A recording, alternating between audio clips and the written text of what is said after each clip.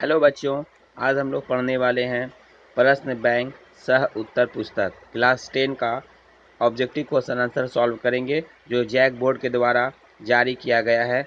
और इसमें प्रत्येक चैप्टर वाइज रहेगा क्वेश्चन आंसर।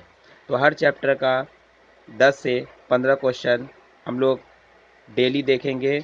और इस वीडियो को पाने के लिए हमारे चैनल को लाइक और सब्सक्राइब ज़रूर करें। तो चलिए देर न करते हुए शुरू करते हैं क्लास 10 का मैथ चैप्टर 1।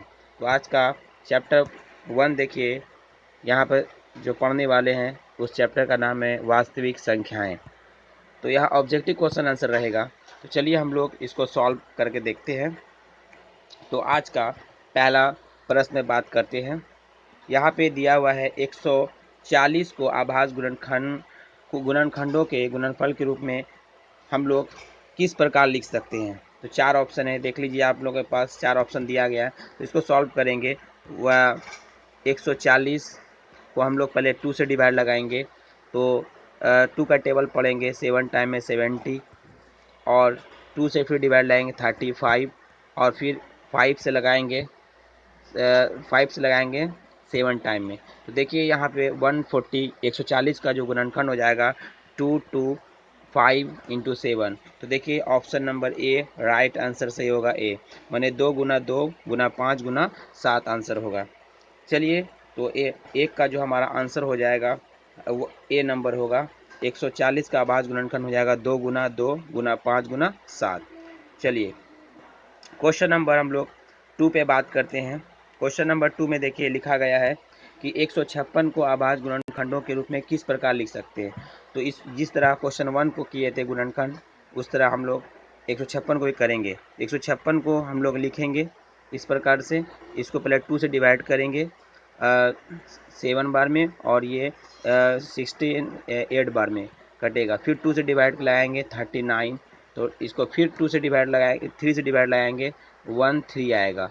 और फिर 13 से डिवाइड लगाएंगे तो 1 टाइम में। तो यहाँ पे जो आएगा 2 इंटू 2 इंटू 3 इंटू 30, मैंने 2 गुना 2 गुना 3 गुना 13। तो यहाँ पे ऑप्शन देखेंगे कौन सा ऑप्शन से बी हो जाएगा। 2 गुना 2, सॉरी ऑप्शन बी नहीं होगा, ऑप्शन सी होगा। 2 गुना 2 गुना 3 गुना 13। तो ऑप्शन सी हो जाएगा 2 का राइट आंसर। 156 में जो गुणनखंड हो जाएगा 2 गुना 2 गुना 3 गुना 13 हो जाएगा। चलिए क्वेश्चन नंबर हम लोग 3 पे बात करते हैं। यदि 156 का आभाज्य गुणनखंड 2 का पावर x गुना 3 गुना 13 के रूप में हो तो x का मान क्या होगा। मतलब यहाँ पूछ रहा है 2 का पावर अगर x हो, इंटू 3 हो, इंटू 13 हो, तो ये x का वैल्यू क्या होगा। तो x का वैल्यू निकालने के लिए हम लोग क्या करेंगे, तो 156 का गुणनखंड करेंगे। तो अभी हम लोग ऊपर क्वेश्चन में किए थे 156 का गुणनखंड क्या होता है, 2 इंटू 2 इंटू 3 इंटू 13। तो ये इसका मतलब ये हुआ कि यहाँ 2 की संख्या पूछ रहा, यानी 2 पावर 2 है, तो इसलिए इसका x का जो वैल्यू हो जाएगा तो राइट आंसर क्या हो जाएगा, ऑप्शन डी 2 हो जाएगा। चलिए नेक्स्ट क्वेश्चन पे चलते हैं। क्वेश्चन नंबर 4 पे बात करते हैं हम लोग। यदि एच सी एफ अब ब्रैकेट के अंदर लिखा रहता है पहली संख्या और दूसरी संख्या, यानी पहली संख्या का मान जो है 510 है और दूसरी संख्या का मान जो है 92 है। तो एच सी एफ बराबर 2 हो तो एलसीएम का मान क्या होगा। तो देखिए हम लोग ये जानते हैं कि पहली संख्या को हम लोग ए से लिख सकते हैं, दूसरी संख्या को हम लोग बी से लिख सकते हैं। तो ए गुना बी मैंने पहली संख्या गुना दूसरी संख्या बराबर क्या होता है, एलसीएम। एलसीएम क्या होता है, एलसीएम गुना एचसीएफ होता है। क्या होता है, एलसीएम गुना एचसीएफ। तो देखिए पहली संख्या दिया गया है हमसे पहली संख्या दिया हुआ 510 इंटू 92। अब इक्वल टू एचसीएफ दिया हुआ है। एलसीएम नहीं दिया हुआ तो लिख देंगे एल, और एचसीएफ दिया हुआ है, एचसीएफ 2 है। तो इसको हम लोग एलसीएम इक्वल टू जब लिखेंगे, तो एलसीएम इक्वल टू जब लिखेंगे तो क्या हो जाएगा हमारे पास 510 इंटू 92 और बटा में हो जाएगा 2। तो ये 92 को ये 2 से डिवाइड कर देंगे तो 41 आ जाएगा। क्या आ जाएगा 41। 41 को 510 से अगर हम लोग मल्टीप्लाई करेंगे तो यहाँ पे आएगा 23,476 आंसर आएगा। राइट आंसर आ जाएगा 4 का सी। चलिए नेक्स्ट क्वेश्चन में बात करते हैं क्वेश्चन नंबर 5 पे। क्वेश्चन नंबर 5 देखिए कह रहा है कि धनात्मक संख्या जो है 6 प्लस 5 के रूप का है, तो यह संख्या निम्न में से क्या होगी।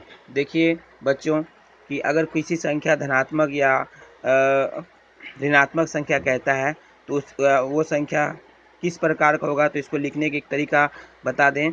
6 प्लस 5 लिख रहा है तो ये लास्ट में अगर यहाँ पे सम संख्या होगा तो वो सम होगा, और विषम होगा तो विषम। तो यहाँ पे 5 क्या है, विषम संख्या है, यानी फुटकट संख्या जो 2 से ना कटता हो।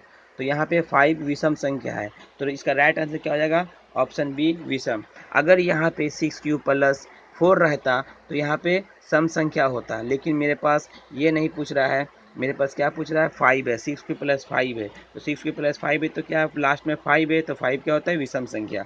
चलिए क्वेश्चन नंबर 6 पे चलते हैं।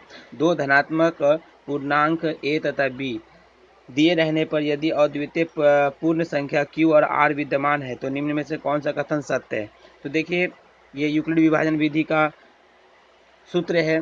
तो देखिए यूक्लिड विभाजन विधि क्या होता है, a equal to b q plus r होता है। मतलब भाज्य बराबर क्या होता है, भाजक गुना क्या होता है, भाजक गुना शेषफल होता है। भाजक गुना भागफल और प्लस शेषफल होता है। भाजक गुना भागफल प्लस क्या होता है, शेषफल होता है। तो इस प्रकार से हम लोग लिख सकते हैं। चलिए क्वेश्चन नंबर नेक्स्ट पे चलते हैं। क्वेश्चन नंबर 7 पे, निम्न में से कौन सी संख्या अपरिमेय संख्या है। तो कौन संख्या अपरिमेय संख्या है, अपरिमेय संख्या क्या होता है, जिसको रूट के अंदर लिख सकते हैं। तो देखिए 17 तो नहीं होगा, 0 भी नहीं होगा, और 225 रूट के अंदर, लेकिन 225 जो है 225 का जो रूट होता है, इसका रूट का वैल्यू होता है वो 15 होता है, 15। तो ये भी तो परिमेय संख्या हो गया, लेकिन पाई क्या है, अपरिमेय संख्या है। तो 7 का क्या होगा, डी राइट आंसर पाई एक अपरिमेय संख्या है। चलिए क्वेश्चन नंबर 8 पे बात करते हैं। यहाँ लिखा गया 5 प्लस 2 रूट अंडर 3 किस प्रकार संख्या है। तो देखिए बच्चों, अगर की संख्या परिमेय संख्या हो प्लस अपरिमेय जो हो ये रूट के अंदर लिखा जाता हो, तो ये सारा मिलके क्या हो जाता है, अपरिमेय संख्या हो जाता है। जहाँ भी रूट देखिएगा, रूट के साथ माइनस हो या प्लस हो या मल्टीप्लाई हो, तो ये सारा क्या हो जाएगा, अपरिमेय संख्या हो जाएगा। इसलिए ऑप्शन 8 का सी हो जाएगा, ऑप्शन सी। चलिए क्वेश्चन नंबर नेक्स्ट पे बात करते हैं हम लोग 9 पे। देखिए 2√3 किस प्रकार की संख्या है। अभी हम लोग बात किए 2√3 आया, तो 2√3 या 3 अपरिमेय संख्या है और इनटू है, तो ये पूरा हो गया अपरिमेय संख्या बन जाएगा। तो ऑप्शन बी राइट आंसर होगा। चलिए क्वेश्चन नंबर नेक्स्ट पे बात करते हैं हम लोग। क्वेश्चन नंबर 10 पे देखिए यूक्लिड विभाजन परिमिका प्रेयिका ए बराबर बी क्यू प्लस आर में बी क्या है। तो बी हमारा जो हो जाएगा वो क्या हो जाएगा, भाजक हो जाएगा। क्यों, देखिए भाज्य बराबर जो होता है, भाज्य बराबर ये क्या होता है, भाजक अगुना भाजक गुना भागफल होता है। क्या होता है, भागफल, और प्लस क्या होता है, शेषफल होता है, शेषफल। तो यहाँ पे क्या हो जाएगा, भाज्य गुना भागफल। तो ए को हम लोग भाज्य कहेंगे, और बी को हम लोग क्या कहेंगे, बी को हम लोग भाजक कहेंगे, क्यू को कहेंगे भागफल, और आर को कहेंगे शेषफल। तो यहाँ बी को हम लोग क्या कहेंगे, भाजक। इस प्रकार हम लोग इसीलिए लिख सकते हैं कि भाज्य बराबर क्या होगा, भाज्य बराबर ए इक्वल टू क्या होगा, भाजक गुना शेषफल, भाजक गुना भागफल प्लस शेषफल होगा, आर से लिखते हैं। इससे जो बी हो जाएगा हमारा भाजक हो जाएगा। तो ऑप्शन बी राइट आंसर। चलिए क्वेश्चन नंबर 11 पे बात करते हैं। पाई किस प्रकार की संख्या है। तो पाई के किस प्रकार संख्या है, अपरिमेय संख्या है। पाई एक प्रकार का अपरिमेय संख्या है। चलिए क्वेश्चन नंबर नेक्स्ट पे बात करते हैं हम लोग। क्वेश्चन नंबर 12 देखिए दिया गया है। क्वेश्चन नंबर 12 में कि HCF A Guna B Guna LCM A Guna A comma B बराबर A गुना, ये गुना है यानी A गुना डैश, और जहाँ A गुना B हो तो यहाँ पे क्या होगा, तो बता दें पहली संख्या को A से लिखते हैं, दूसरी संख्या को B से लिखते हैं, तो यहाँ पे A गुना B बराबर क्या होगा, LCM होगा, क्या होगा LCM, और गुना में HCF होगा, गुना में क्या होगा SCF गुना में HCF होगा। तो इसलिए यहाँ पे जो डैश में जो भराएगा यहाँ पे B भराएगा यानी दूसरी संख्या, तो यहाँ पे ऑप्शन ए राइट आंसर होगा। तो बच्चों इस वीडियो में हमने वास्तविक संख्या पढ़ा दिए हैं पार्ट 1। नेक्स्ट वीडियो पार्ट 2 जरूर लेकर आएंगे। हमारे चैनल को लाइक और सब्सक्राइब ज़रूर करें। धन्यवाद।